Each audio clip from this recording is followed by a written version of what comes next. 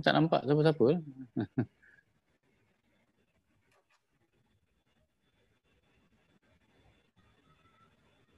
Okey.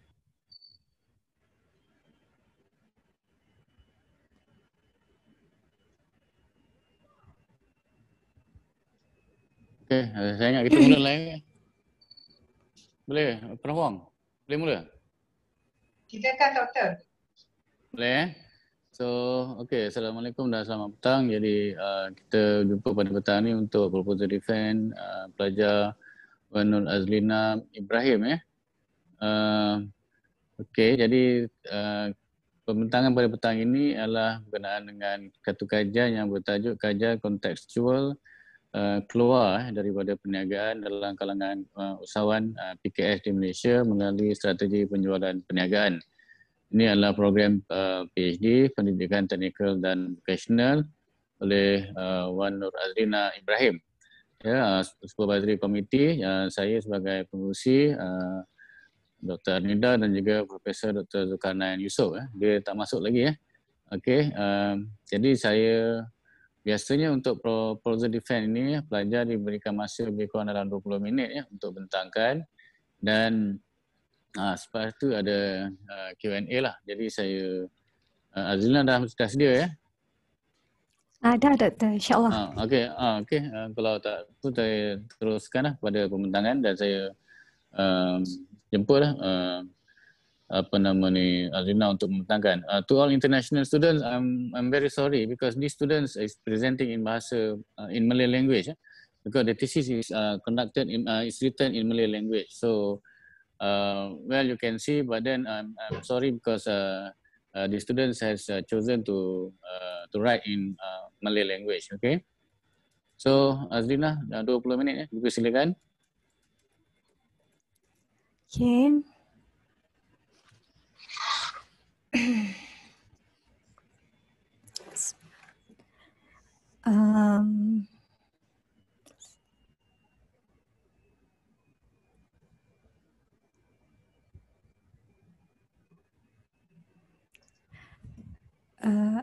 Okay, Bismillahirrahmanirrahim. Assalamualaikum warahmatullahi wabarakatuh dan selamat petang.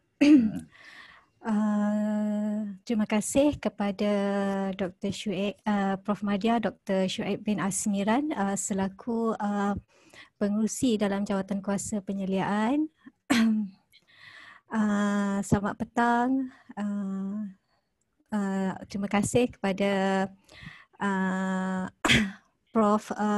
Wong Su Luan untuk masuk dalam pembentangan ini, juga Prof. Madya Dr. Suhaida binti Abdul Kadir dan juga Cik Wardah serta rakan-rakan yang saya kasihi, yang saya hormati sekalian. Okey, tajuk kajian saya ialah kajian kontekstual keluar daripada perniagaan dalam kalangan usahawan PKS di Malaysia melalui strategi penjualan perniagaan. Okey,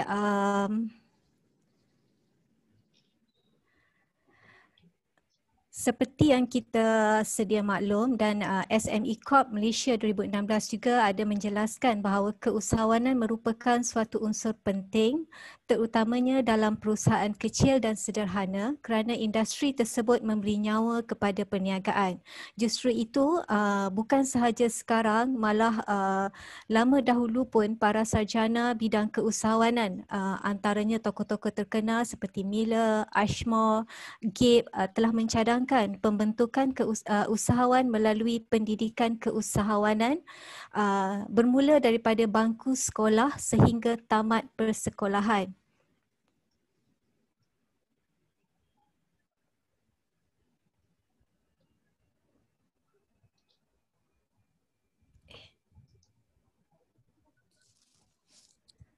Saya nampak boleh terus aja tu.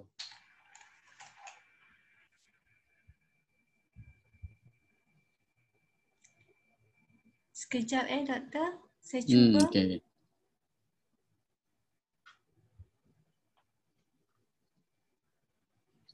Saya dah share screen kan? Dah, tapi bukan slideshow. Sebab saya tak nampak. Saya tak nampak tulisan dia kecil.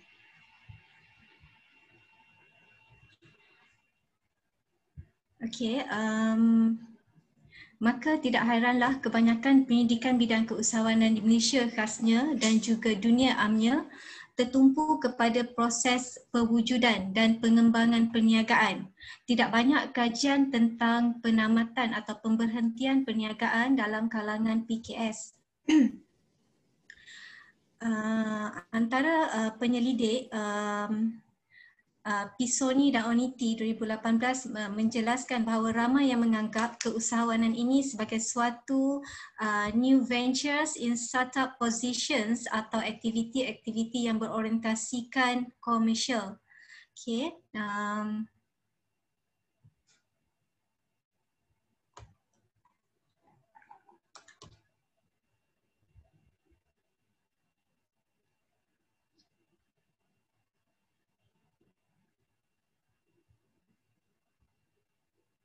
Okey, maka sebab itulah ramai yang menganggap apabila pemberhentian perniagaan itu berlaku, ia dikaitkan dengan kegagalan perniagaan. Okey, seperti mana kajian yang dilakukan oleh Al-Syami, Mamun, Siddiq dan Rashid tahun 2020 ada menyatakan bahawa kebanyakan kajian lepas dan terkini mengkaji faktor-faktor yang mempengaruhi kejayaan perniagaan mikro di Malaysia.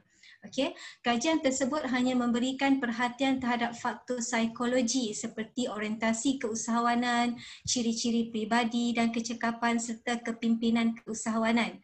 Okey, kajian-kajian bidang keusahawanan lain lebih tumpu kepada faktor yang lebih bersifat luaran dan mencadangkan faktor-faktor yang menyekat kelestarian perniagaan kecil.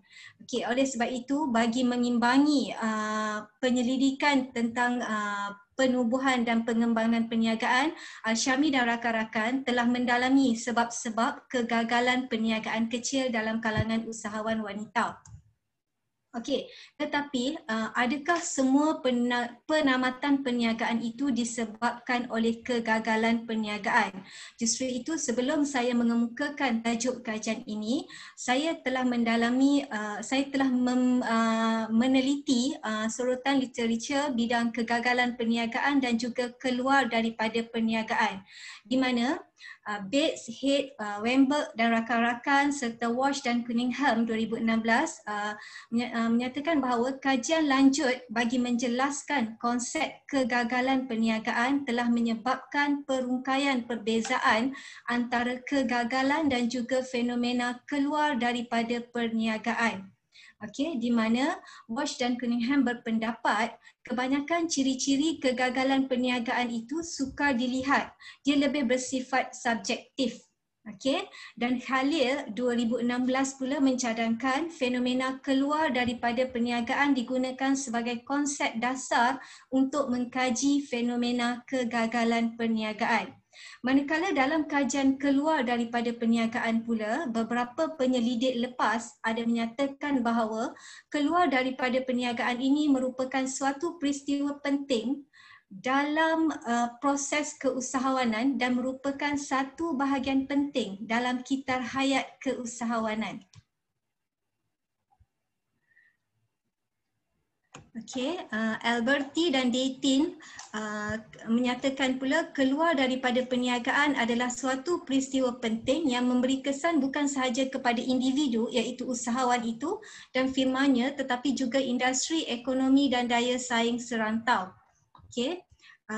Jadi kebanyakan penyelidik bidang keluar daripada perniagaan mencadangkan fenomena keluar daripada perniagaan dikaji sebagai sebahagian daripada kitaran hayat perniagaan dan bukan sahaja penyidik bidang keluar daripada perniagaan tetapi juga bidang kegagalan perniagaan. Okey. Latar belakang masalah saya di mana usaha-usaha kerajaan melahirkan ramai usahawan-usahawan hampir membuahkan hasil di mana kita lihat terdapat peningkatan dalam pendaftaran perniagaan dan syarikat ROB dan ROC yang diluluskan oleh pendaftar perniagaan dan juga syarikat Suruhanjaya Syarikat Malaysia. Walau bagaimanapun, walaupun terdapat peningkatan dalam daftar perniagaan dan syarikat yang aktif, statistik menunjukkan bahawa usahawan yang sedia ada ramai yang tidak memperbaharui daftar perniagaan mereka. Okey, di sini saya ada statistik bilangan perniagaan yang tamat tempoh yang saya peroleh daripada Suruhanjaya Syarikat Malaysia pada tahun 2019. Okey, di mana daripada tahun 2012 sehingga 2018 data menunjukkan terdapat peningkatan yang agak ketara untuk tahun 2017 dan 2018.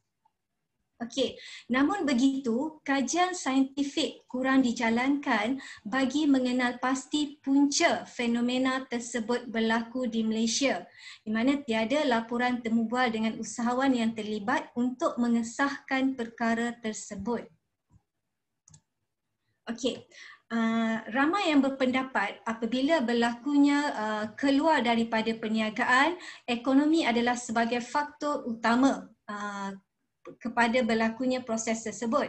Tetapi kajian-kajian empirikal yang dijalankan melaporkan usahawan juga mempunyai pelbagai sebab lain yang tidak semestinya berkaitan dengan ekonomi untuk keluar daripada perniagaan.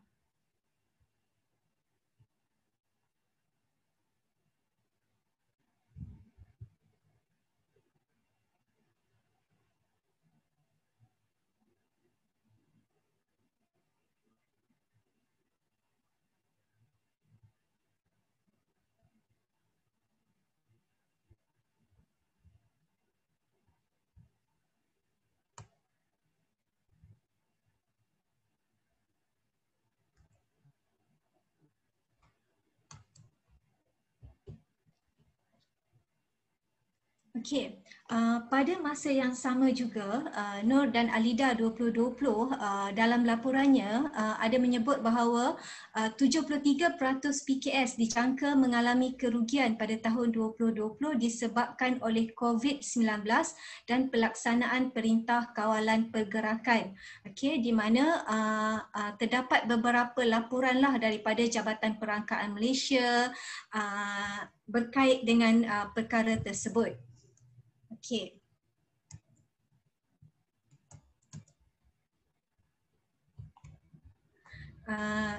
Hal ini bukan sahaja dilaporkan oleh penyidik dalam negara tetapi juga di luar negara, antaranya Ramaphosa, Taper, Bots pada tahun 2020, di mana kesan daripada COVID-19 itu akan memberi kesan kepada kehidupan seharian masyarakat dan kesan ketaranya adalah terhadap ekonomi lah. Okey. Sejumlah 41 kertas kerja yang berkaitan dengan fenomena keluar daripada perniagaan disenarai pendek. Okey, ini saya ada letak di bahagian lampiran. Dan saya ada buat macam ni, di mana penyelidik tahun, tajuk penyelidikan, teori yang digunakan, kawasan penyelidikan, kaedah dan juga pemilihan populasi atau sampel. Dan kalau lihat kepada pemilihan populasi atau sampel, penyidik yang pertama Justo dan Diti ni dia menjalankan kajian tersebut terhadap 189 usahawan Sepanyol yang telah keluar daripada perniagaan. Manakala Mason dengan Harrison pula dia menggunakan kajian kes terhadap 5 firma. Okey. Okey. Jadi daripada 41 kertas kerja ini didapati tiada penyelidikan bersangkutan dengan fenomena tersebut dibincangkan oleh para penyelidik bidang keusahawanan di Malaysia. Okey. Tetapi mengambil kajian-kajian luar negara, antaranya KOTI 2016 telah menganalisis faktor yang menyumbang terhadap fenomena keluar daripada perniagaan secara sukarela dan halangan untuk keluar dalam kalangan pemilik perniagaan kecil dan broker perniagaan di Australia. Manakala Rahyuda, Indrawati, Chandraningrat dan Satria 2017 pula mengkaji strategi keluar daripada perniagaan oleh usahawan dan faktor-faktor yang mempengaruhinya dalam konteks baharu Asia Tenggara iaitu Indonesia.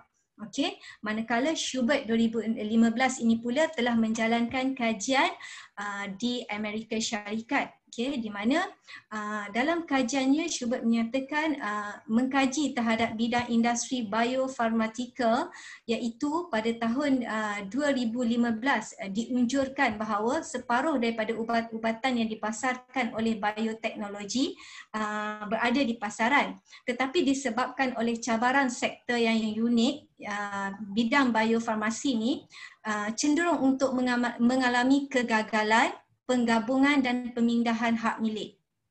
Okey, justru itulah beliau mencadangkan agar penyelidikan berkait dengan fenomena keluar daripada perniagaan itu dijalankan. Okey, jadi penyataan masalah saya ialah akhir-akhir ini statistik yang dikeluarkan oleh SSM menunjukkan bahawa terdapat peningkatan jumlah perniagaan yang keluar daripada perniagaan. Namun begitu, tiada jawapan yang tepat untuk menjelaskan sebab fenomena tersebut berlaku. Okay. Malaysia juga terkesan dengan krisis ekonomi akibat pandemik COVID-19 yang melanda dunia, di mana kemunculan pandemik tersebut telah memberikan impak yang besar terhadap usahawan dan juga firma PKS. Justru penyelidik mencadangkan agar fenomena keluar daripada perniagaan dalam kalangan usahawan PKS di Malaysia dilihat secara menyeluruh, melibatkan penerokaan yang mendalam terhadap keseluruhan keadaan yang ada kaitannya dengan fenomena tersebut. Okey, mengapa penyidik mencadangkan penerokaan yang mendalam? Memandangkan daripada literature dan juga daripada literature didapati tiada kajian berkait dengan fenomena keluar daripada perniagaan dan kurang kajian berkait dengan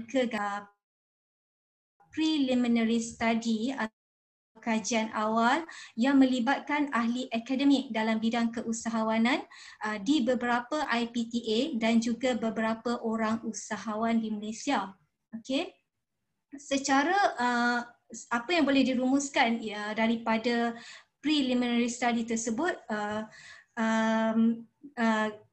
kajian berkait dengan fenomena keluar daripada perniagaan ini kurang dibincangkan dan menyebabkan ramai yang menganggap fenomena keluar daripada perniagaan ini sesuatu yang negatif dan kurang digemari. Okey.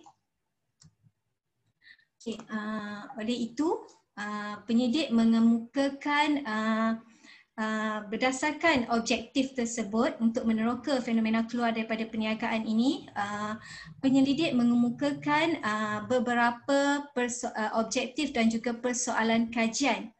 Okey, yang pertama adalah untuk mengenal pasti definisi keluar daripada perniagaan menurut persepsi usahawan PKS, meneroka elemen-elemen yang ada kaitannya dengan keluar daripada perniagaan, dan di sini juga penyelidik menyediakan apakah metodologi kajian yang akan penyelidik gunakan untuk untuk proses menjalankan kajian inilah.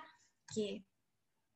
Penyidik juga ingin mengetahui apakah perbezaan konteks antara usahawan PKS yang keluar daripada firma tapi masih kekal dalam perniagaan dengan usahawan PKS yang keluar daripada firma dan bidang keusahawanan secara keseluruhannya.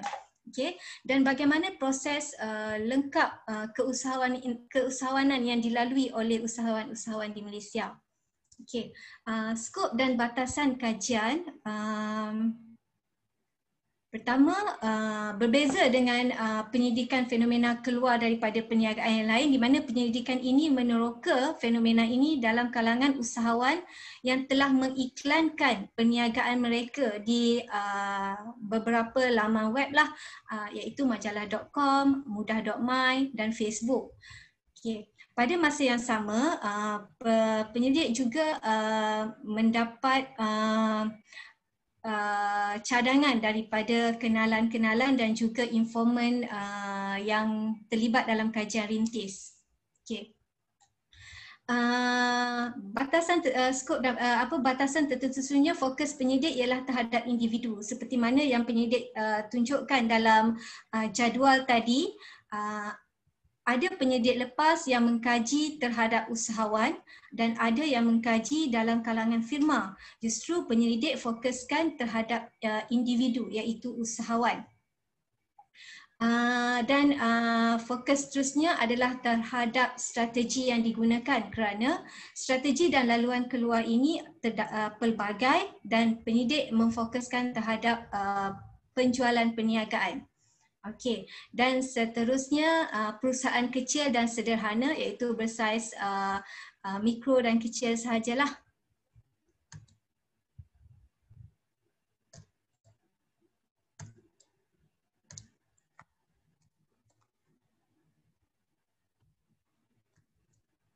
Okey, penyidik memberikan di sini beberapa definisi istilah. Usahawan iaitu pemilik firma PKS yang mengusahakan aktiviti keusahawanan, aktiviti perniagaan dalam pelbagai sektor industri kecil dan sederhana. Keusahawanan pula penyidik mengambil selain daripada definisi yang diberikan oleh SME Corp, penyidik juga mengambil definisi yang diberikan oleh Global Economic Monitor GEM, iaitu sebarang cubaan dan perniagaan atau penciptaan sesuatu usaha baru seperti berniaga sendiri, organisasi perniagaan baru dan perkembangan suatu usaha oleh individu, kumpulan atau perniagaan yang ditetapkan. Okey. Okey, seterusnya definisi keluar daripada perniagaan.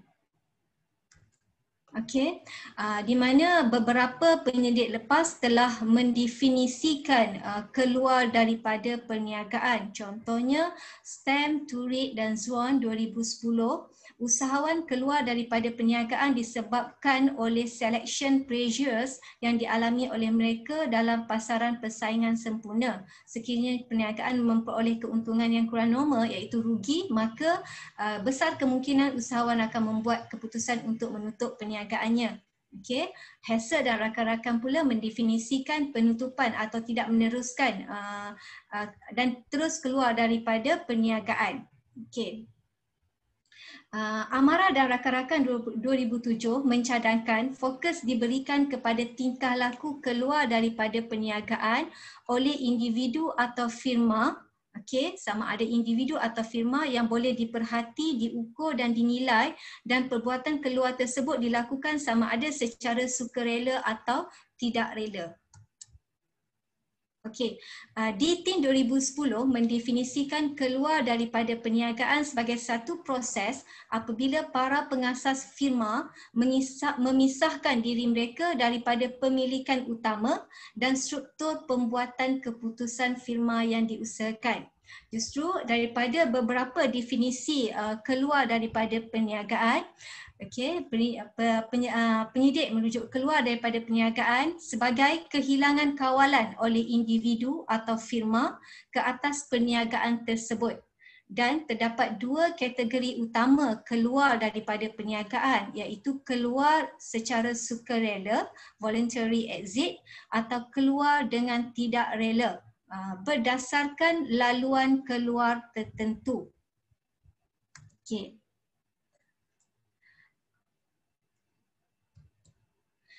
Strategi keluar daripada perniagaan pula ialah cara usahawan bertekad untuk keluar daripada perniagaan, dan laluan keluar ialah laluan jalan yang dilalui oleh usahawan apabila mereka hendak keluar daripada perniagaan mereka. Okay. Penyidik lepas ada menyenaraikan beberapa strategi dan juga laluan keluar. Okay. Antaranya pembubaran firma dan juga penjualan firma. Oleh sebab itu, dalam kajian ini penyidik memfokuskan terhadap penjualan firma sebagai strategi usahawan untuk keluar daripada perniagaan mereka. Kontekstual pula didefinisikan kepada sebagai merujuk kepada keseluruhan keadaan atau latar belakang yang memberi kesan atau ada kaitannya dengan proses keluar daripada perniagaan tersebut. Dan perusahaan kecil dan sederhana pula adalah merujuk kepada satu entiti perniagaan tulen yang berdaftar dengan Suruhanjaya Syarikat Malaysia, sama ada di bawah Akta Pendaftaran Perniagaan ataupun Akta Pendaftaran Syarikat. Okay, dan PKS diperincikan berdasarkan saiz operasi, maka penyidik memilih untuk mikro kecil sahajalah. Okay. Kepentingan dan sumbangan kajian keluar daripada perniagaan. Pertama, ia memberi kepentingan dan juga menjadi kepentingan kepada sumbangan kepada individu, terutamanya usahawan, berkait dengan fenomena keluar daripada perniagaan dan juga laluan-laluan keluar. Mungkin ramai dalam kalangan kita yang hanya mengetahui bahawa usahawan A ingin keluar daripada perniagaannya dengan cara mewariskan kepada anak-anak. Tapi sebenarnya ada pelbagai cara yang usahawan boleh keluar daripada perniagaan. Secara tak langsung dia memberi juga menjadi kepentingan juga kepada firma, sebab apabila usahawan keluar daripada perniagaannya, mungkin perniagaan itu diteruskan oleh kumpulan lain, kumpulan pengurusan yang baru yang lebih profesional, so memberikan semangat baru kepada firma tersebut. Sumbangan lain adalah terhadap KPM, Kementerian Pendidikan Malaysia, di mana selama ini kita hanya lebih mendedahkan kepada generasi muda tentang bagaimana ingin menubuhkan perniagaan, dan kita jarang membincangkan tentang macam mana cara untuk keluar daripada perniagaan dan apakah punca-punca yang boleh menjadi penyebab kepada berlakunya keluar daripada perniagaan. Seterusnya kepada penyelidik bidang keusahawanan, di mana kajian ini boleh membantu menyediakan maklumat dan meletakkan asas kepada topik penyelidikan bidang keluar daripada perniagaan di Malaysia mungkin. Dan last sekali adalah kepada pembangunan teori, kerana kajian saya memilih usahawan yang mengiklankan perniagaan mereka. Maka mereka ini bermula dengan satu tekad untuk jual dan proses itu berlaku. Jadi selalunya teori tingkah laku terancang ni, theory of plain behavior, teori tekad, banyak digunakan dalam kajian-kajian untuk melahirkan usahawan-usahawan ataupun memupuk semangat keusahawanan. Jadi dalam kajian ini pembangunan teori tingkah laku terancang dijadikan panduan untuk keluar daripada perniagaan. Okey, seterusnya. 5 minit lagi ya, Abang Nazrina.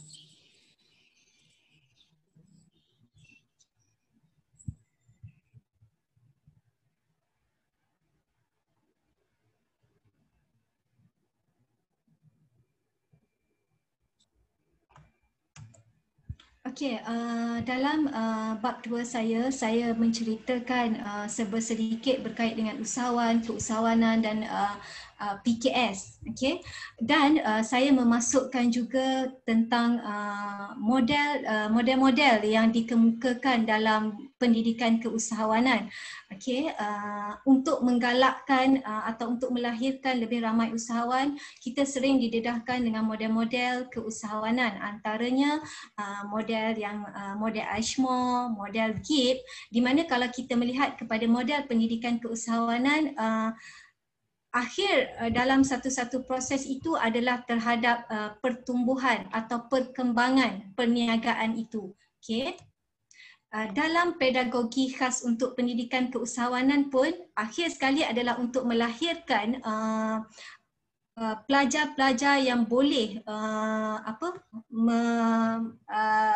mencipta pekerjaan sendiri.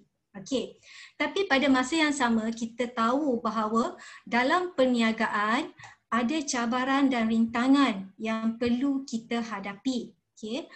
Yang perlu usahawan-usahawan hadapi. Okey, antaranya kalaulah kajian-kajian lepas menyatakan contoh Jepun dan Jerman dan Jepun, negara yang ada teknologi tinggi, cabaran mereka adalah terhadap pelindungan intelektual terhadap produk yang dihasilkan. Kalau Indonesia pula kekurangan pengetahuan dan pengalaman untuk mengeksport barang. Kalau New Zealand kekurangan tenaga kerja mahir. Dan kalau Nigeria dan Afrika pula kemudahan infrastruktur, pembiayaan, birokrasi dan sebagainya lah. Jadi dalam untuk negara kita juga terdapat penyidik-penyidik lepas dan juga laporan-laporan kerajaan berkait dengan cabaran utama PKS di Malaysia, antaranya kekurangan modal untuk mengembangkan perniagaan, kenaikan harga mentah, kekurangan tenaga kerja mahir dan sebagainya lah. Tapi yang paling utama adalah kekurangan modal. Okey, justru saya masuk kepada saya fokus kepada perbincangan saya iaitu konteks keluasan konteks keluar daripada perniagaan. Okey, di mana berdasarkan Weinberg dan Dayton keluar daripada perniagaan ini boleh dilihat dalam dua, sama ada keluar oleh firma atau keluar oleh individu iaitu pengasas atau usahawan, dan dia boleh berlaku secara sukarela atau secara tak sengaja. Okey, maksudnya daripada unsur-unsur luar lah, dan terdapat strategi atau laluan untuk keluar, sama ada keluar dengan cara pembubaran atau pemberhentian, keluar dengan cara penjualan, dan penjualan itu sendiri ada pelbagai. Penjualan yang dalam keadaan yang menguntungkan dan juga penjualan dalam keadaan yang tidak menguntungkan. Dan seterusnya atau terakhir ialah pewarisan atau pengawasan. Ini adalah tipologi yang dibuat oleh Dayton dan rakan-rakan 2015. Dan dalam perbincangan literature saya juga saya ada nyatakan lagi beberapa penyelidik yang membuat menerangkan tentang strategi dan juga laluan untuk keluar daripada perniagaan. Okey.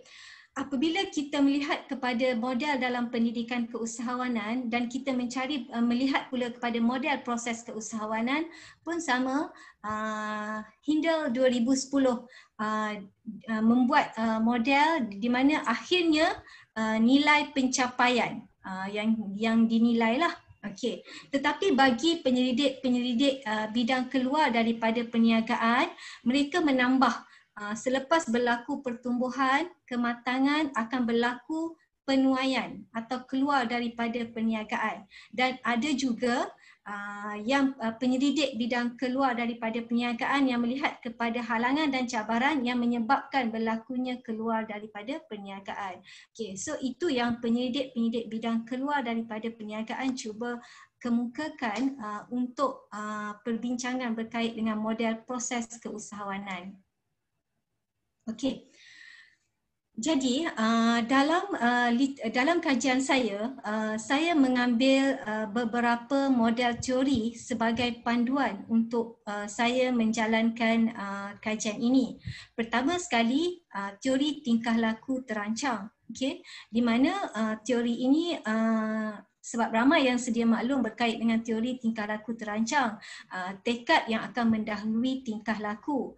Okey, di mana tekad dipengaruhi oleh beberapa faktor lah. Okey. Ajizin 2005 menyatakan bahawa suatu tingkah laku yang terancang bergantung kepada kawalan kemahuan manusia. Okey. Pada masa yang sama, saya gabungkan dengan teori kognitif, teori sosial kognitif iaitu Bandura, di mana dalam teori ini dibincangkan berkait dengan model of triad, model penyebab tindak balas triad. Okey, segitiga ni iaitu menurut Bandura, Bandura menolak tanggapan bahawa individu itu sendiri adalah ejen dan objek tunggal untuk satu-satu aktiviti. Okey, sebaliknya bagi Bandura, individu itu dipengaruhi oleh persekitaran dia juga untuk untuk melakukan satu-satu tingkah laku tersebut. Justru dia mencadangkan bahawa faktor individu iaitu kognitif, efektif dan biologi, corak kelakuan dan persekitaran saling mempengaruhi untuk satu-satu tingkah laku tersebut. Jadi inilah model teori utama yang saya jadikan panduan untuk saya jalankan kajian ini. Okey, dan juga kajian-kajian lepas lah. Okey. Sebenarnya dalam kajian-kajian lepas berkait dengan keluar daripada perniagaan terdapat pelbagai faktor mengapa keluar tersebut berlaku. Bukan sahaja disebabkan oleh kegagalan. Okay. Sebagai contoh, kajian oleh Justo, Deaton dan Seeger 2015 mendapati usahawan wanita memang lebih mungkin untuk keluar secara sukarela atas tujuan peribadi. Termasuklah isu persaraan, isu keluarga, masalah penjagaan anak-anak, penjagaan ibu bapa, masalah kesihatan, perubahan motivasi. Dan ia tidak bergantung kepada prestasi keuangan semata-mata. Okay. Saya nak intro bentang bagi dan ni. rakan-rakan 2019 pula dia berdasarkan kenyataan yang dibuat oleh Alibaba, founder Alibaba, di mana dia merasakan suatu penyesalan apabila dia tidak ada masa untuk kehidupan peribadi. Okay. Boleh terus pergi pada dan faktor-faktor lain lah, faktor ekonomi. Selain daripada faktor kerumitan dalam industri, juga Azrina.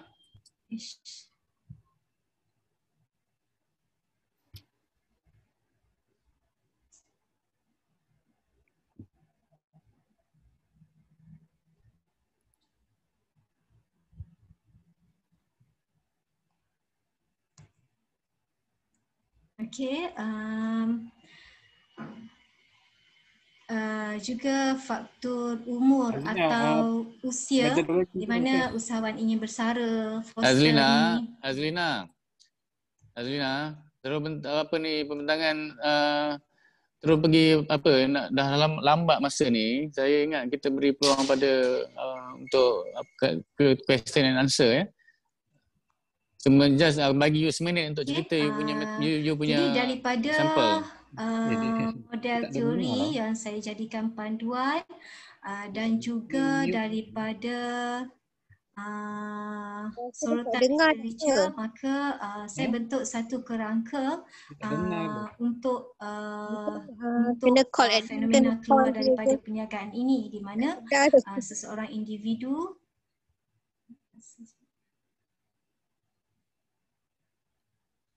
admin kena mute dia sekejap kot, tak? Sekejap. Mana ni?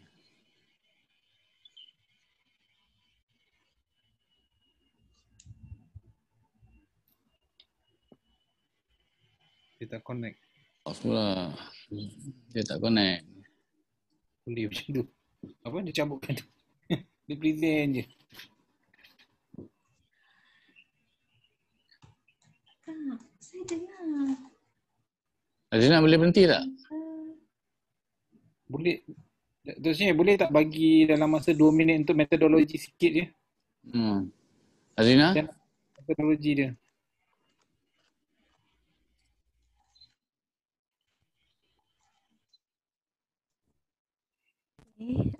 Saya cuba, boleh bentar.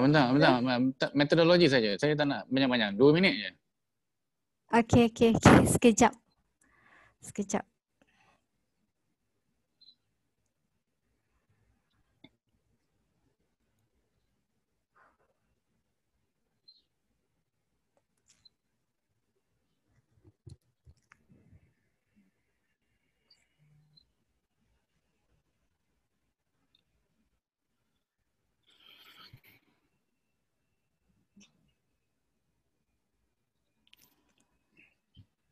Okey, Jadi seperti yang saya nyatakan, kajian ini adalah kajian kualitatif di mana saya ingin meneroka apakah faktor-faktor yang menyebabkan fenomena keluar daripada perniagaan dalam kalangan usahawan PKS di Malaysia.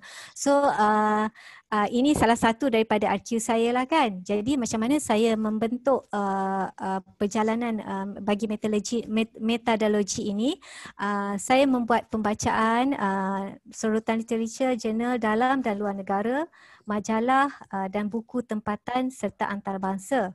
Okey, selain itu saya juga membuat temu bual dengan ahli akademik dalam bidang keusahawanan, usahawan PKS dan juga mendapatkan maklumat daripada SSM. So daripada sorotan literature dan preliminary study, saya kenal pasti masalah, dapatkan definisi dan juga kenal pasti jurang. Okey, ini adalah secara teorinya. Okey, kemudian saya bentuk kerangka konseptual iaitu proses keusahawanan dengan mengambil kira keluar daripada perniagaan sebagai sebahagian daripada fasa perkembangan perniagaan. Seterusnya pada peringkat kedua iaitu bahagian yang kedua, peringkat empirical, triangulasi,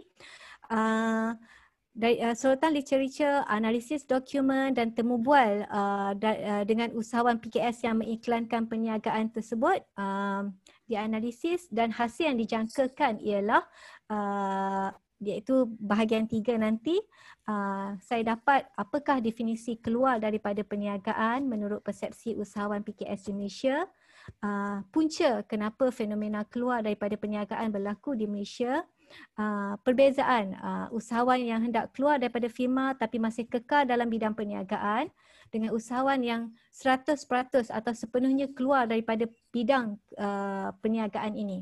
Dan last sekali, satu kerangka konsep proses keusahawanan dapat dihasilkan dengan mengambil kira keluar daripada perniagaan sebagai sebahagian daripada proses tersebut. Okey, kajian ini dijalankan menerusi kaedah penyelidikan kualitatif iaitu penerokaan mendalam dengan metodologinya adalah fenomenologi. Mengapa saya menyatakan kajian ini dilakukan berdasarkan metod fenomenologi? Kerana kajian saya memfokuskan kepada individu. Okey. Asas ontologi kajian ini ialah realisme kritis. Itu macam mana kita dapat membentuk kerangka itu, dan juga kajian ini memilih usahawan PKS yang telah mengiklankan perniagaan mereka di laman web, majalah .com, mudah.my dan Facebook. Okey, untuk mengenal pasti masalah seperti yang saya nyatakan tadi, berdasarkan statistik SSM, tinjauan literature dan juga temu bual awal. Okey, berikut adalah senarai ahli akademik bidang keusahawanan yang telah saya temu bual dalam peringkat awal kajian hari itu. Okey, di mana beberapa rumusan, sebenarnya rumusan ini bukan dalam bab 3 sepatutnya saya buat, dalam bab 4, tapi saya nyatakan dulu kat sini, di mana keluar daripada perniagaan kurang ditekankan dalam kurikulum keusahawanan, kurang dikaji dan dibincangkan oleh penyidik-penyidik bidang keusahawanan. So kesan dia ialah terhadap pengetahuan, salah tanggapan, even terma keluar daripada perniagaan itu pun agak janggal. Oleh sebab itulah bidang ini memerlukan pendekatan tradisional penerokaan untuk meneroka pendahulu yang mungkin bagi membentuk fenomena tersebut. Okey, mengapa pendekatan kualitatif lagi yang saya gunakan? Sebab tadilah fenomena ini kurang dibincangkan, jadi dia adalah kompleks. So untuk mendapatkan pemahaman yang lebih mendalam terhadap berbagai-bagai aspek dalam fenomena tersebut, saya perlu melakukan temu bual dengan informan-informan ataupun usahawan-usahawan yang terlibat. Okey, pada masa yang sama juga penyidik-penyidik lepas bidang keusahawanan yang mengkaji fenomena ini juga seperti Rahyuda 2017 dan rakan-rakan, Su dan rakan-rakan 2019, Zu dan rakan-rakan 2017, Chen dan rakan-rakan, Koti menggunakan pendekatan yang sama dalam penyelidikan mereka, iaitu pendekatan kualitatif. Pada masa yang sama, penyidik bidang keusahawanan juga menyatakan bahawa walaupun penyelidikan bidang keusahawanan ini bertambah baik, banyak kajian-kajian dijalankan, tetapi penyelidikan kualitatif masih lagi menghadapi isu berkait dengan keesahan memandangkan kualiti pendidikan berbeza-beza. Okey, walau bagaimanapun Lady Rispal dan Johnson 2014 ada membuat guide lah, garis panduan macam mana kajian kualitatif yang baik tu boleh dijalankan lah. Okey. Okey. Final 30 second ni dah lama sangat ni. Okey. Saya tak nak dengar falsafah ni. Okey. Dan bentuk soalan lepas tu apa yang saya buat sebelum ke lapangan kajian membina protokol temu bual, saya buat keesahan pakar, keesahan pakar daripada beberapa pakar bidang lah, dan juga saya membuat kajian rintis terhadap 5 orang peserta bagi mengenal pasti sama ada soalan-soalan yang dibina dalam protokol tersebut dapat difahami dengan baik oleh peserta. Okey, so ini kajian rintis yang telah saya jalankan dan informan-informan ini saya peroleh daripada sumber yang telah saya nyatakan lah. Okey, majalah.com, mudah.my, Facebook. Dan pengumpulan data saya lakukan secara temu bual bersemuka. Okey, persempelan adalah persempelan bertujuan di mana saya fokus kepada yang mengiklankan perniagaan mereka sebagai bisnes untuk dijual. Okey. Dan akhir sekali, inilah kerangka analisis yang akan terbina nanti, di mana proses itu akan terlibat seperti tadi juga. Okey, di mana faktor dalaman dan faktor luaran yang mungkin kita akan kenal pasti sehingga menyebabkan keluar daripada perniagaan. Okey, jadi itu sahaja pembentangan saya pada hari ini berkait dengan proposal saya. Terima kasih Azrina. Sorry saya terpaksa interrupt ni, saya ingat dah dekat 40 minit ni bentang ni. Ya, saya juga ingin mengalu-alukan Profesor Dr. Zulkarnain selaku salah seorang penyelia. Tadi masa awal-awal lupa nak alu-alukan Prof Wong dan juga Dr. Suhaida sebab saya ni menghadapi masalah internet. So terus ya, saya ingin buka teruslah kepada soalan oleh pembaca Dr. Suhaida, Profesor Madya Dr. Suhaida untuk menanyakan soalan dan dijawab oleh Wan Azrina. Silakan Dr. Suhaida. Waalaikumsalam wabarakatuh dan selamat sejahtera. Okay, pertama saya mengalu-alukanlah kehadiran semua pensyarah dan juga pelajar ya dalam sesi ini. Dan saya mengucapkan tahniah kepada Wan Nur Azrina ya kerana telah sampai ke tahap membuat pembentangan proposal. Jadi pertama saya nak perjelaskanlah bahawa apa-apa soalan yang saya kemukakan ataupun pandangan saya ya berkaitan dengan proposal ini lebih bertujuan untuk menambah baik ya. Bukan bertujuan untuk melemahkan semangat ataupun perkara-perkara negatif ya. By the time saya baca, saya lebih kepada untuk memberi cadangan ya untuk memperbaiki, tapi saya masih ada persoalan-soalan lah. Jadi boleh rujuk kepada tajuk slide tajuk kajian. Boleh tunjukkan? Doktor, sekejap saya kurang jelas saya tak tahu kenapa saya ada masalah dengan saya punya suara. Ataupun audiens lain boleh dengar ke suara saya? Ataupun semua yang tak boleh dengar? Jelas tak? Ya, Doktor. So far I can. Boleh dengar? I can, no problem. Boleh dengar. Boleh dengar dengan jelas.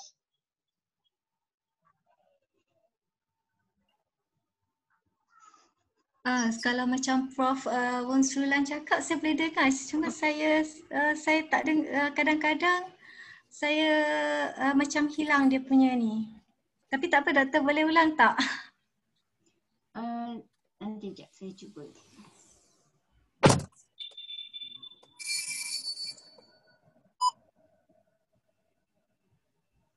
Okay, sementara tu saya tanya dulu soalan. Boleh, Prof. Wan Nur Azlina ya. Ya, Tanya dah sampai ke sejak ni. Cuma saya bidang Azlina adalah pendidikan teknikal dan vocational kan? Ya, saya. Baik, boleh tak you jelaskan bagaimana kajian yang Azlina buat ni berkaitan dengan bidang teknikal dan vocational, pendidikan vocational dan teknikal ni, especially dalam bidang pendidikan ni. Okey, baik. Terima kasih, Prof. Keusahawanan adalah sebahagian, keusahawanan dan perniagaan adalah sebahagian daripada topik yang diajarkan di peringkat menengah, rendah dan juga menengah atas. Okey. Jadi dalam konteks pendidikan di peringkat sekolah, kita sering membincangkan tentang bagaimana ingin melahirkan usahawan yang berjaya. Ada disentuh berkait dengan pewarisan, tapi ianya tidak disentuh secara mendalam ataupun hanya sebagai satu topik kecil, keluar dengan cara pewarisan. Tapi kita jarang membincangkan tentang keluar dengan maksudnya apabila seseorang usahawan itu berhadapan dengan suatu ketidakpastian, selain daripada mereka menutup bisnes tersebut, mereka sebenarnya ada pilihan untuk menjual, sama ada jual perniagaan ataupun jual aset. Jadi sekurang-kurangnya mereka boleh dapat balik modal tersebut. Tapi hal ini, perkara ini tidak atau kurang dibincangkan dalam pendidikan. Jadi menyebabkan usahawan-usahawan kita yang lahir dia tidak mendapat sepenuhnya maklumat tersebut. Dan persepsi masyarakat juga, kita yang lahir, maksudnya golongan muda juga, apabila kita sebut bila kita lihat satu-satu perniagaan tu ditutup, kita akan anggap perniagaan tersebut gagal, macam tu. Sedangkan mungkin ada faktor lain dan saya minta izin, boleh tak saya nak interrupt saya, sebab saya rasa jawapan Azlina ni dia tak akan kesudahan ya. Okey, saya juga bertanya. Boleh dengar tak, Azlina? Boleh doktor, boleh. Okey, saya pun bertanya soalan yang sama dengan Prof Wong. Okey, maknanya saya nak straight to the point. Okey. Sekarang ni bila kita sebut PTV, okey, bidang PTV, ya, kita ada keusahawanan.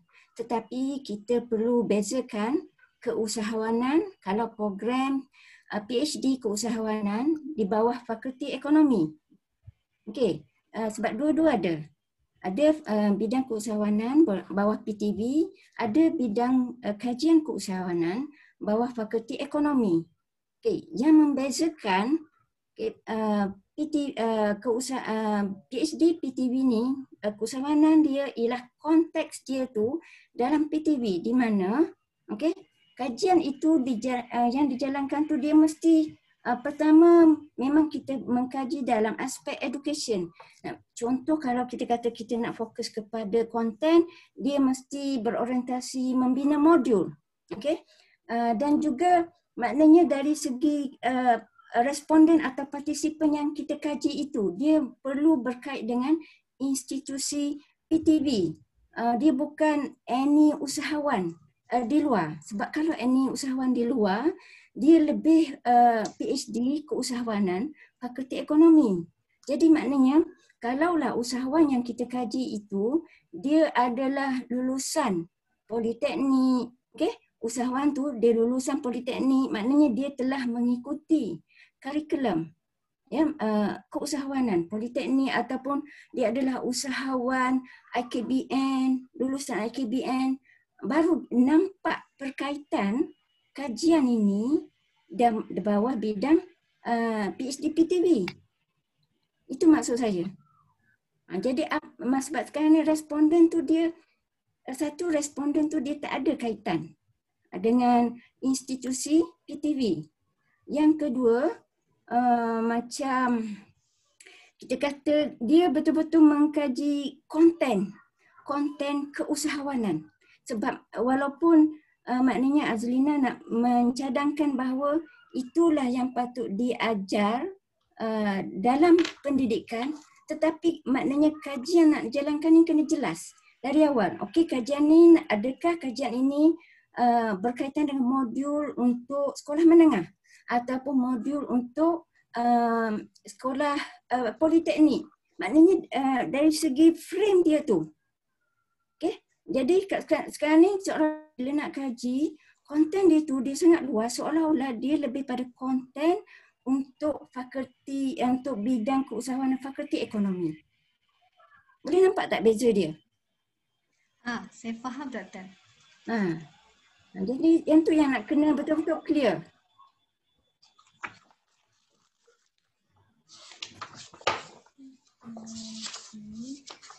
Macam mana nak respon? Apa respon awak tu? Okey, dalam pembacaan saya terhadap penulisan Sarasvati, cuba saya cari.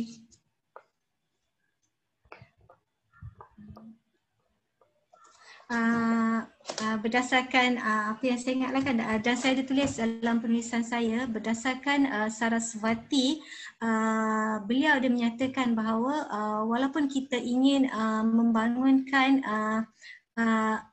pembangunan keusahawanan itu, adalah lebih baik kita melihatnya dalam konteks usahawan sebenar. Jadi saya mengambil pandangan tersebut dan saya merasakan bahawa apabila kita nak membangunkan maksudnya bila kita nak membincangkan tentang macam mana proses sebenar yang dilalui oleh usahawan, adalah lebih baik kita melihat dalam konteks usahawan sebenar. Boleh saya tambah? Dia macam ni.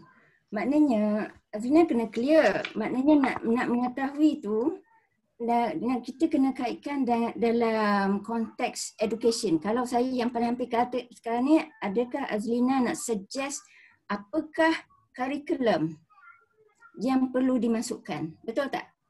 Nak kaji yang tu ke? Ya. Okay. Jadi kalau maknanya dia orientasi dia kenalah mengikut proses kita kata reka bentuk kurikulum. Okey. Maknanya dia ada, maknanya dari perspektif pendidikan. Okey, jadi ke arah nak mengesahkan konten tu dan kena clear level mana? Adakah kurikulum yang nak dicadangkan ini level politeknik, okey, ataupun level sekolah menengah? Sekiranya yang nak dicadangkan ni adalah level IPT, jadi sebenarnya dia dah terkeluarlah. Sebab kalau IPT ni, IPT mana? Kan adakah IPT, mana kalau IPT politeknik, okeylah sebab dia masih di bawah institusi TVET. Tapi kalau IPT seperti UPM, maknanya dia memang ada usahawan, maknanya memang ada subjek keusahawanan, dan jadi kena jelas. Level konten tu yang nak dicadangkan, maknanya kena balik kepada okey apa yang dipelajari sekarang, level apa. Jadi dia tak boleh kata okey kita nak bagi cadangan, okey inilah faktor-faktor kenapa keluar usahawan keluar dari perniagaan. So faktor ini perlu diajar ataupun strategi ini perlu diajar. Tapi dia macam tidak berfokus lah. Dia maknanya dalam konteks education tu dia kena very spesifik, merujuk kepada level yang mana. Boleh? Jadi kena begitu saja. Maknanya partisipan tu kena clear, okey? Sebab dia melalui, maknanya kita kata unfair kita kaji usahawan sebenar tapi dia tiba-tiba kita nak masuk tentang nak bagi cadangan kurikulum. Maksudnya sasaran kita, siapa yang kita nak mengetahui pasal proses tu. Sasaran tu dan kena kaitkan dengan kurikulum level mana. Okey. sebab kalau katakan macam Azlina, sebab kita kena macam tadi pun salah satu model entrepreneurship education, okay, maknanya level content yang perlu yang sesuai, dia ada tahap-tahap dia kan, okay? Maknanya ada tahap yang sesuai untuk memulakan perniagaan. Okay, itu level mana? Okay, ada tahap yang level untuk bagaimana yang ke atas lagi, kan ada salah satu model tu. Jadi maknanya jadi Azlina kena jelas apa yang dibincangkan ini, mana kena lihat dari perspektif kurikulum level mana. Jadi tapi kena tali balik kurikulum tu dia sesuai tak dengan institusi TVET. Sebab kalau dia umum, dia jadi kurikulum bawah Fakulti Ekonomi. Faham, Doktor? Okey. Okey, lepas tu boleh saya pergi soalan berikutnya? Ya, boleh. Okey, ni dari segi tajuk, ya. Okey, untuk kita tulis tajuk, kita tak memasukkan pendekatan, ya. Sebab yang ni ditulis kajian kontekstual. Maknanya kita tak masukkan jenis pendekatan kajian kita dalam tajuk, ya. Okey, itu satu. Okey, yang kedua, dari segi sekarang ni, responden, katakan partisipan yang dipilih tu, saya yang kata maknanya dia usahawan yang mengiklankan produk ataupun usahawan yang mengiklankan dia nak menjual perniagaan. Perniagaan dia tu. Okey, dalam majalah.com, dalam mudah.com dan dalam Facebook tu dia akan iklankan dia nak jual perniagaan. Tetapi dia nak jual perniagaan. Tetapi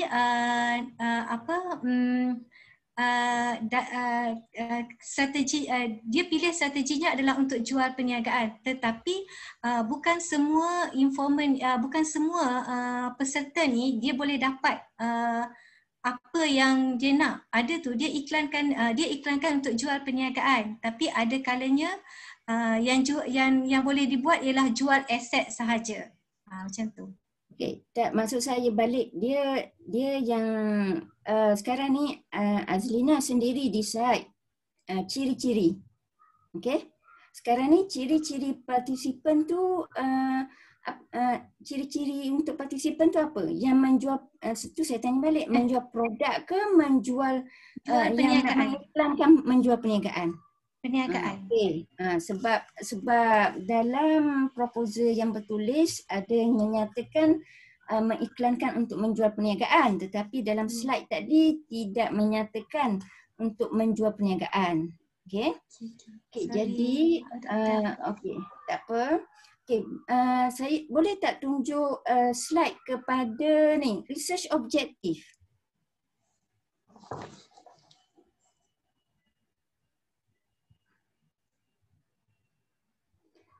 Dr. Syuib, kita ada berapa lama masa ni ya?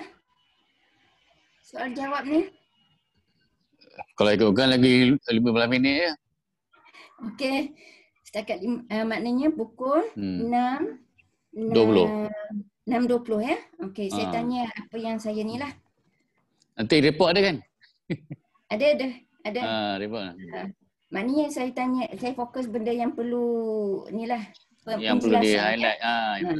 Yang penjelasan tu. Okey, Doktor boleh nampak ke? Belum lagi. Sekejap.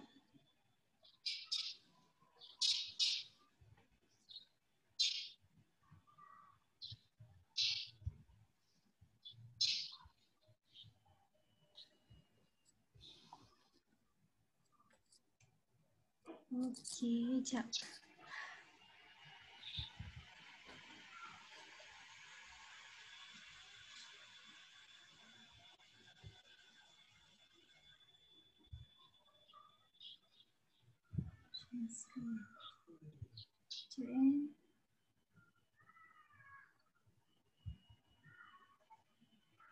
Ish.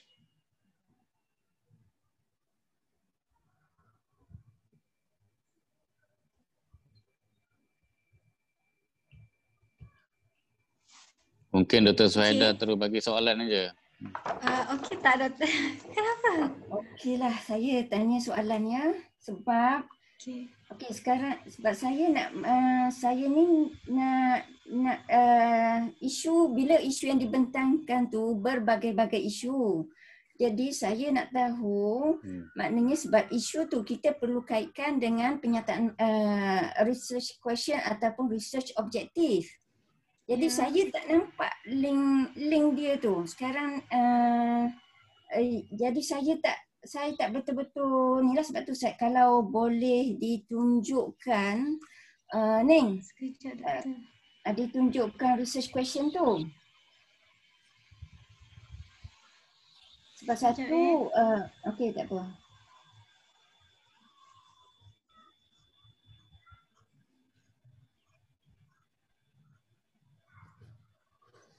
Okey, saya dah nampak ni. Okey. Boleh kan? Ya.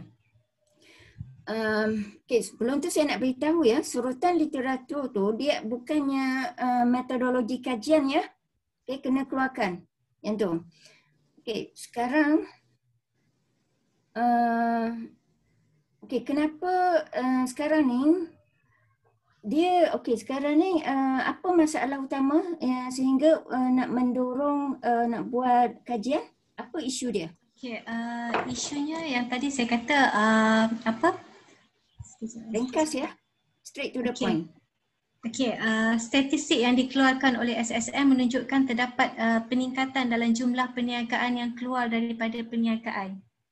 Namun kita tidak ada jawapan yang tepat untuk menjelaskan fenomena tersebut. Okey, so sekarang ni nak tahu kenapa kajian ni nak tahu kenapa mereka keluar dari perniagaan. Ya. Ya. Okey. Yang maknanya kalau ikut statistik SSM itu dia menggambarkan perniagaan itu dia expired, dia tak renew lesen dia ya. Okey. Ya. Okey, jadi nak tahu kenapa mereka nak keluar. Jadi sekarang ni maknanya kenapa nak tahu apa yang mereka faham dengan definisi keluar daripada perniagaan. Kenapa sebab kan kajian berkait dengan keluar daripada perniagaan ni berdasarkan senarai yang saya buat. Tidak ada kan kajian yang dijalankan di Malaysia. Yang ada ialah kajian berkait dengan kegagalan perniagaan. Tapi berdasarkan kajian-kajian bidang kegagalan perniagaan pula, dia menyatakan bahawa dia berdasarkan perspektif usahawan itu sendiri. So jadi kita nak tahu, kita akan tanya dia kenapa dia nak apa definisi dia nak keluar daripada perniagaan ini. Adakah dia mungkin dia akan kata saya nak keluar sebab saya nak buka bisnes lain. Jadi kat situlah. Mungkin ada yang kata saya nak keluar sebab saya dah ada hutang, saya dah disenarai blacklist kan. So saya nak jual bisnes saya. Tapi jawapan dia tu dia bukan kata definisi. Dia beritahu sebab dia nak keluar kan? Okey. Ya. Yang tu. Maknanya jadi objektif pertama tu nak faham apa yang dia faham dengan keluar perniagaan tu, lebih kepada macam ada soalan yang kedua lah, kenapa dia nak keluar dari perniagaan. Itu kena jelas ya. Okey, lepas tu saya lihat tidak ada protokol interview dilampirkan walaupun dikata kata ada lampiran. Saya ingatkan tak perlu hantar protokol ni doktor. Apa dia? Saya ingatkan saya tak perlu hantar soalan temu bual tersebut.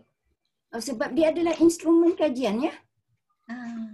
Jadi sepatutnya saya perlu menyemak dia dari segi kesesuaian itulah. Okey, jadi lepas tu okey, sekarang ni okey, seterusnya objektif yang ketiga. Perbezaan antara usahawan yang keluar daripada firma tapi masih kekal dalam bidang perniagaan dengan usahawan yang keluar daripada firma dan bidang perniagaan secara keseluruhannya.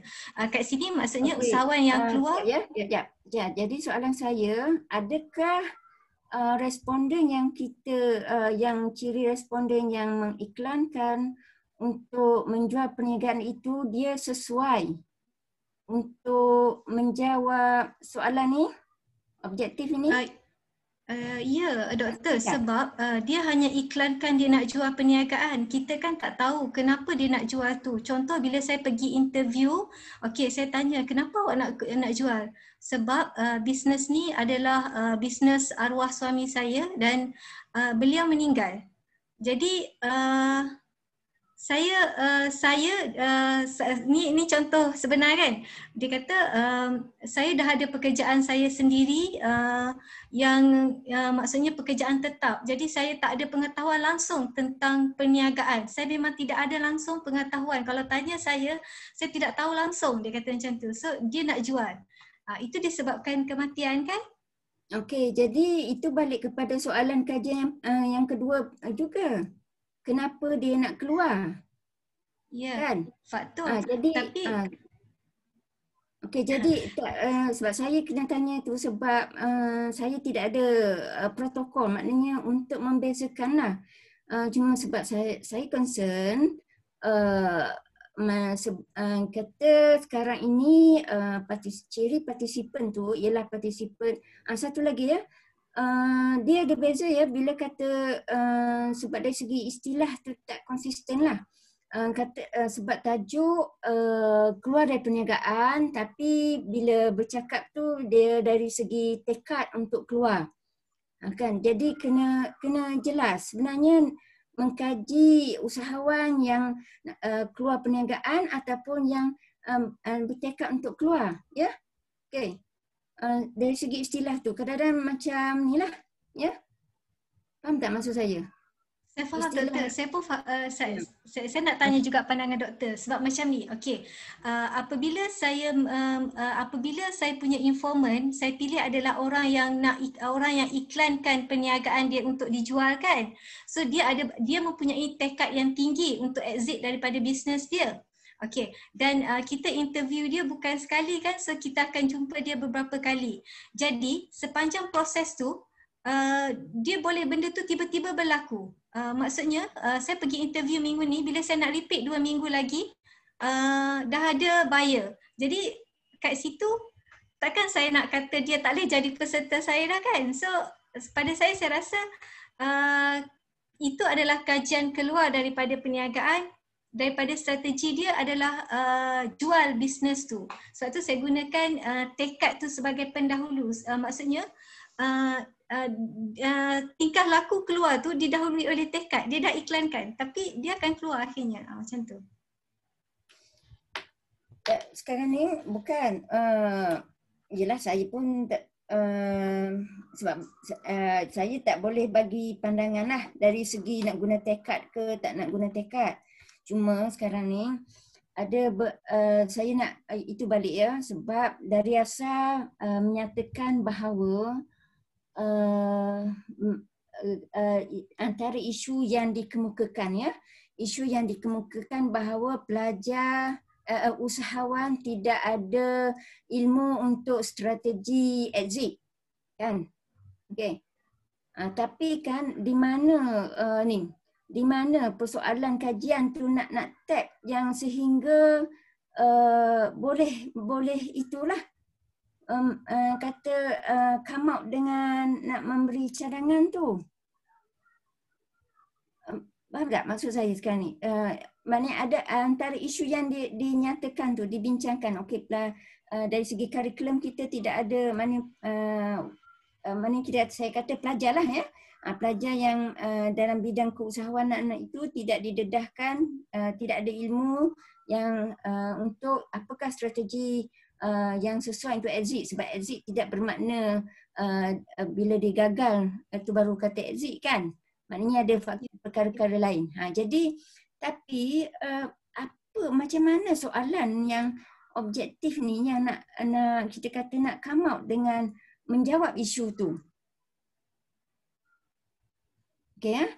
Lepas tu objektif yang keempat ya. Okey, dia macam ni ya, untuk objektif kajian kita bila tulis mencadangkan proses pembangunan keusahawanan tu, okey. Dia adalah dalam kategori dapatan kajian. Bukannya sebagai objektif kajian, ya. Bila kata mencadangkan proses pembangunan. Jadi bila untuk mendapatkan kata dapatan mencadangkan proses tu, dia kena ada metodologi yang macam mana kita boleh dengan hasil kita tu boleh mencadangkan untuk ni lah proses pembangunan keusahawanan. Faham tak maksud saya? Doktor, kalau yang keempat tu kalau kita kata membina kerangka konsep atau carta alih untuk pembangunan keusahawanan di Malaysia dengan mengambil kira keluar daripada perniagaan sebagai sebahagian daripada fasa perkembangan keusahawanan. Boleh tak? Kalau kita kata kerangka konsep, maknanya kajian ni dia akan go through satu-satu tau. Dia bukan maknanya dia the whole tu. Kata proses tu baru kita boleh propose mana kita kaji komponen ini, komponen ini, komponen ini. Jadi dapatan kita propose kerangka konsep.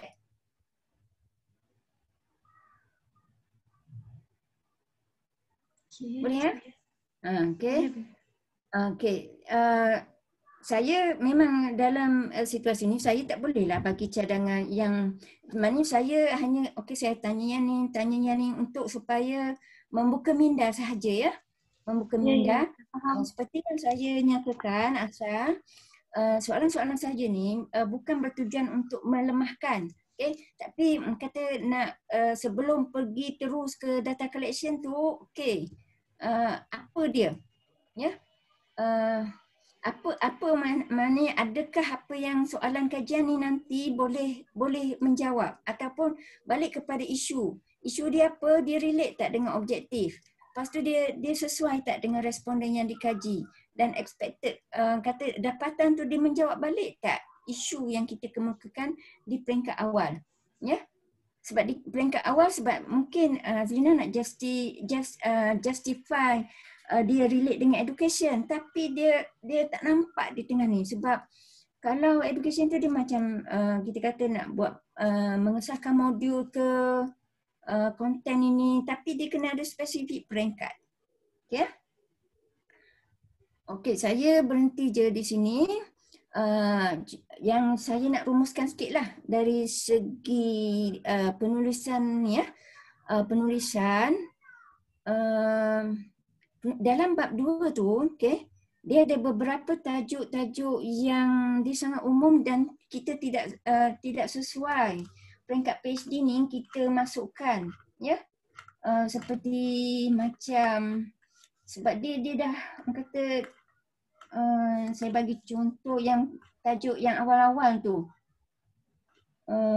Maknanya kena tengok balik yang bab 2 ni, usahawan dan keusahawanan, menggalakkan keusahawanan melalui pendidikan, PKS, terutama PKS ya. Sebab kita untuk fakulti pendidikan ni ya, dalam literature ni kita dalam bab 2 kita bukan lagi menunjukkan data-data ya. Data berapa orang PKS ni semua. Data-data tu kita masukkan dalam background of the study yang memang very specific about kajian kita.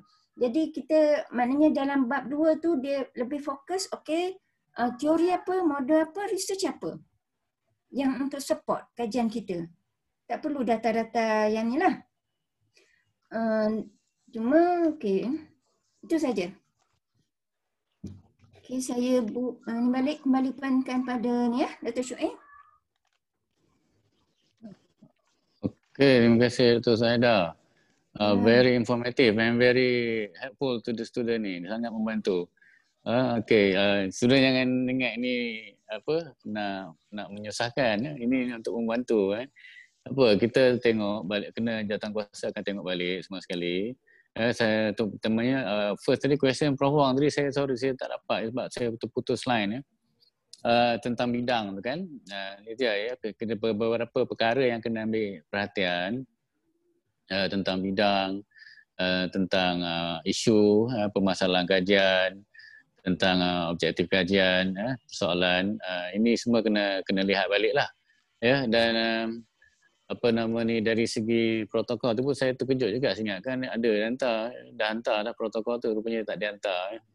So anyway, I think soalan-soalan yang dikemukakan tu akan diteliti dan disemak baliklah dengan apa yang dah ditulis, ya, supaya tesis proposal ini akan bila sampai kepada peringkat data collection akan mantap lah, bukan utamanya dari segi apa yang nak dibuat, ya, jelas ya kenapa dia perlu dibuat dan bagaimana nak mendapatkan jawapan kepada persoalan yang dikemukakan. Ya, jadi ini sebab itulah ya kita perlukan reader untuk melihat, ya, di samping jawatankuasa yang melihat, ya, kepada proposal pelajar.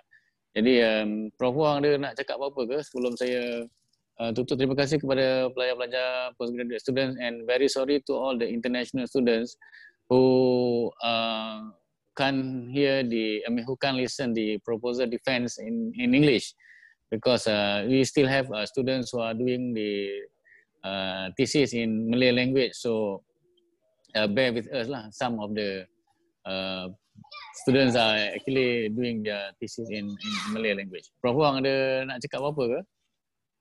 Terima kasih Prof Wang sebab dia dah live Tadi dia minta izin. Oh, okey. Okey, Dr. Saida, apa last word Dr. Saida nak cakap? Prof Zul, ada nak cakap? Prof Dr. Saida dulu. Dia tak ada. Dia yang penting rujuk balik komiti. Ya. Okey, itu kita kena ambil kira. Okey, Prof Zul ada nak cakap apa? Tak ada apalah. Dr. Syahib, I think banyak dah feedback diberikan oleh pihak pembaca. Terima kasih. So mohon Wan Azlina take note lah mana yang. Okey. Nanti kita take note balik dalam committee meeting lah. Ya. Dr. Arnida ada apa nak cakap? Thank you so much to Dr. Suhaida for all the orang kata the comments and everything. It's very good sebenarnya bila kita nampak benda tu dan and as what Dr. Syuib cakap lah, we will look at it and then as well as looking at the write-ups again lah. Saya rasa kita kena really details on looking at it again. Okay, alright. Okay, just maybe anybody from the students punya side yang nak say something ke? I think you all learn something from the proposal defense. Tak ada ya? Kalau tak ada, saya nak ucapkan terima kasih kepada Prof Maria Dr. Suhaida sebagai reader dan juga jawatankuasa penyelidikan Profesor Dr. Zulkarnain Yusof, Dr. Arnida Abdullah dan pensyarah-pensyarah yang saya tengok ada join ya. Dr. Azni ada, Dr. Fazila ada, Dr. Ainuddin tak silap saya ada, dan Dr. Sharifah Intan pun ada tadi ya.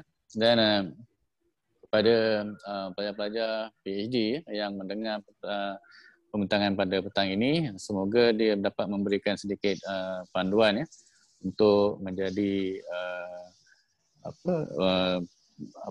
guide dalam membentangkan proposal dan juga menulis proposal kajian. Jadi saya akhiri dengan ucapan terima kasih. Wabillahi taufiq wal hidayah. Wassalamualaikum warahmatullahi wabarakatuh. Dan tak lupa tahniah pada Wan Azlina jangan give up. Lepas ni kena teruskan lagi.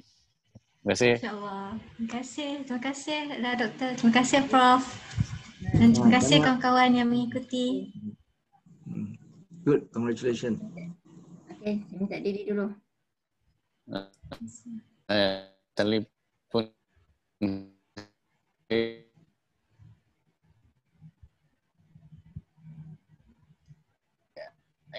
Lain tak.